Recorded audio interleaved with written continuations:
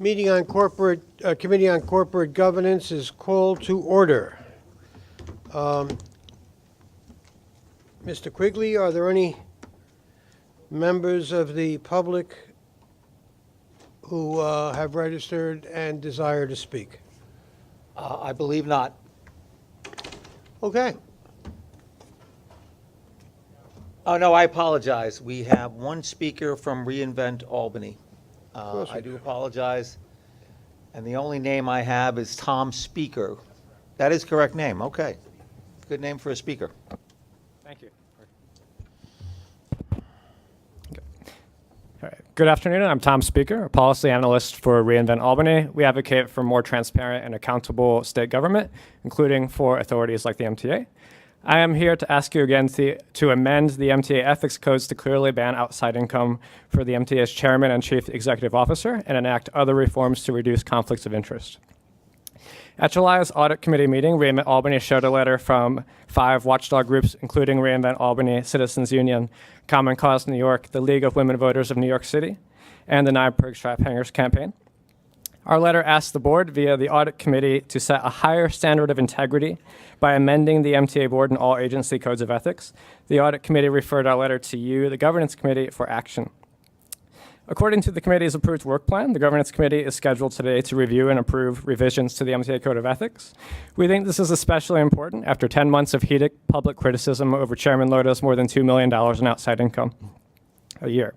So Chairman Loda has since resigned, but this issue is not going away and the public has not forgotten. So we believe that the MTA board needs to vote now to reduce conflict of interest and the risk of corruption. So for that reason, we ask that the MTA board do the following. 1, ban outside of income for the MTA chairman and CEO, whether compensated or not. 2, affirm that the chairman and CEO is the head of the agency and subject to all public authorities law, public officers law, and MTA internal ethics policies requirements covering full-time heads of agencies. 3, require notification to the full MTA board of any board members and the chairman CEOs potential conflicts of interest with a public record of conflicts recorded in meeting minutes. 4, post on the MTA's website the list of prohibited sources of gifts as defined in the MTA Codes of Ethics. 5, eliminate double standards between board and/or management and employees regarding accepting directorships and attendance at prohibited source-sponsored events. 6, conduct an internal review to consider revisions to the MTA Codes of Ethics as relates to the revolving door or post-employment restrictions for MTA staff. And 7, affirm that campaign contributions to the governor for MTA board members are banned as stipulated in the MTA Board Code of Ethics, and ban campaign contributions to the governor from board members, businesses, and family. We also ask that the MTA publish any changes to its ethics code with any exhibits being voted on made available for public viewing. That's all. Thank you. Thank you, Mr. Chairman. The conclusion of Mr. Speaker's comments concludes the public speakers. You're confusing me. Thank you very much. Now we have approval of minutes from the last meeting, which was on March 19th. May I have a motion to approve? Second? Any discussion, changes? Hearing none, all in favor of approval? Opposed, abstaining. The minutes are approved. Mr. Quigley, are there any changes to the work plan? Ms. Murray, Monica Murray is going to handle that. Mr. Chairman, we do not have any changes to many of the items on the work plan, and so we do not need to review them at this time. Those items are presentation on compliance with the procurement lobby law, review of compliance principles, review of the MTA whistleblower protection policy, and a review of the MTA Code of Ethics. Okay. I think it makes sense for us to review some or all of these items in 2019. Does anybody have an additional view? Okay, then next on the agenda is the work plan for 2019. Mr. Chairman, a draft of the 2019 Corporate Governance Committee work plan is provided in the committee book. I've included the committee's recurring agenda items. Our next meeting is tentatively scheduled for March of 2019. We anticipate picking up more topics in 2019 and will amend the work plan accordingly. Okay. Any comments on that? Well, thank you very much, Ms. Murray. I'd like the committee to look at our governance documents for 2019. In consultation with the committee, I will be sure to include specific governance documents in 2019. Next on the agenda is approval of policies as required by the Public Authorities Law. Ms. Murray? Thank you. The Public Authorities Law, Section 2824, requires the board adopt certain policies. Many of these are related to time and attendance. We have provided an exhibit book containing 5 policies for your review and approval. I just want to note, over the weekend we found a few non-substantive typos in the interview and relocation policy and in the LIRR employee status change. So I fixed those typos today. And we decided to pull the reasonable accommodation policy to give it further review. We will bring the reasonable accommodation policy back to the board for approval at the next governance committee meeting. So that is withdrawn for this meeting, but everything else, save for the grammatical changes, are in place. Yes, sir. Any questions or comments? May I have a motion to approve? Second? All in favor? Opposed? Abstaining? Thank you very much. I think that concludes our agenda. May I have a motion to adjourn? I'm sorry, Mr. Chairman, before we conclude, just one thing we wanted to ask about. The board filled out a board assessment survey, which I think correct me if I'm wrong here, which I thought we were supposed to be discussing in this committee, weren't we? Yes. At this meeting. At this meeting, yeah. Ms. Trottenberg, we had planned, I think, to discuss that in executive session. The Chief Compliance Officer, who has handled that for the last, I'd say, 10 years, is on extended leave right now. So I think we'd hope to discuss that further when he returns.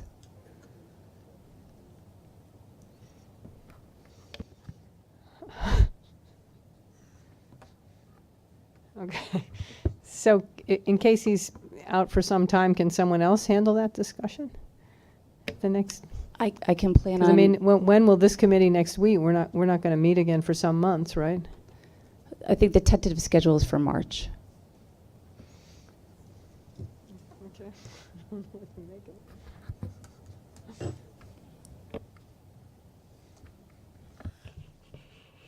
I'm not a member of this committee, but I did ask about the evaluation that we all filled out several months ago, and we haven't gotten any feedback on it, and we were told explicitly in writing that it would be discussed at this board meeting.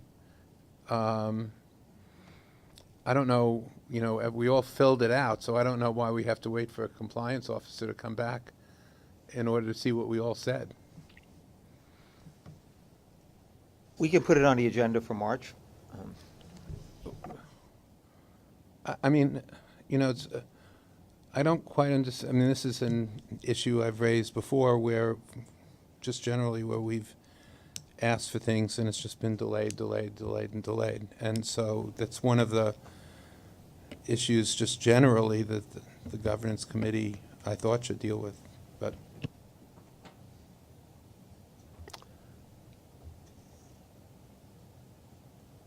Anyone else? Can we add a meeting before March to discuss the matter? I think we've done that in the past. We've done the annual surveys. If we could add a meeting between now and March to do that, I think that would be helpful. I leave that to the Do we chairman. need a meeting to discuss the surveys? Well, I think we need at least an understanding of what the surveys say. Well, or you could just report to the board on that. I don't know Right. that it has to be this committee. Could you Right. just report to the board on Let's do Wednesday? Right. Can we do Could it somebody- Wednesday, or? Yeah, I mean, is or- it- Somebody has the results, May right? I finish my question? Yeah. Can we do it Wednesday, or can we wait until the January meeting? I think we need to wait till January. That's I don't fine. Let's do it in the January meeting, That's fine. all right? That's You fine. mean the January board meeting? Yes. Because I think this is a discussion that needs more people here. I don't think you have a quorum here. I know, I'm keenly aware of the fact that we've lost a quorum. So We do need to have a more open discussion than we can have Yes. amongst. So us. let's defer this to the January Fine. meeting, January board meeting. That's fine. May I have a motion to adjourn? So, just to be clear, that's referred to the entire board in January then, Sure. whether an executive session or not. Sure. but- Okay. We'll check with council whether some of that needs to be an executive session, but if it does, it will be moved to executive session. Mr. Zuckerman? I'm embarrassed to say I do not recall filling out said survey, and so I would ask if we're going to wait another month to do that, we may want to actually identify, since I'm sure you know who submitted it, and, no, not you, sir, I'm pointing to Mr. Quigley, to your right. He probably does know, or Lamont, or somebody in the organization, so if you have less than X number of our total full capacity have filled it out, maybe it wouldn't be the worst thing in the world for those of us who are derelict in our due to fill it out, to have a chance to fill it out, because I'm sure some of us would have some lovely things to say about each other. We will do that. And given the intervention of the holiday season, some might be filled with the spirit of charity, and others may not.